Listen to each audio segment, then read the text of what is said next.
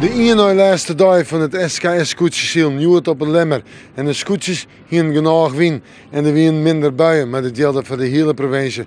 Het knapt de staar gewoon op van de midden. Joen en vannacht vrij helder waar. We zult eerst zinnen en vannacht de sterren, maar we hebben vannacht de kans op een mistbank of misschien dampwaar. Verder is een temperatuur tussen de 10 en de 15 graden, de hoogste temperaturen op de eiland. Een zwakke, ontmatige wind. En dan nog een tip, want misschien is het noorderlichtjoen te zien. En als het er is, dan is het helder genoeg om even te zien. Dus toch maar even zien, letterjoen en vannacht. En dan morgen. Het wordt een prachtige simmerdag. Het wordt een simmerdag op die laatste SKS-dag op een snitse maar met zinnen en met warmte. Het zijn 21, 22 graden en dan zou ik samen een graadje bij komen kennen. Maar dan de wind, minder sterk als joert. Ik ga nu van kracht 1 en die komt dan uit het westen-zuidwesten bij. Dat is het ongeveer. En dan zorgen we vooruit naar het weekend.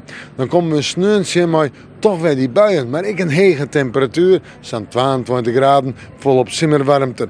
Sneeuw, meest droeg of het zo'n enkel buiken wezen matten, maar dat geldt dan vooral voor letter op de dag en de temperatuur, ik was aan 21 of 22 graden. En zeggen we naar de manje, houden we wel de kans op een bui, maar hebben toch de zinnen er nog altijd bij en een ridderlijke temperatuur om en bij de 20 of 21 graden heen.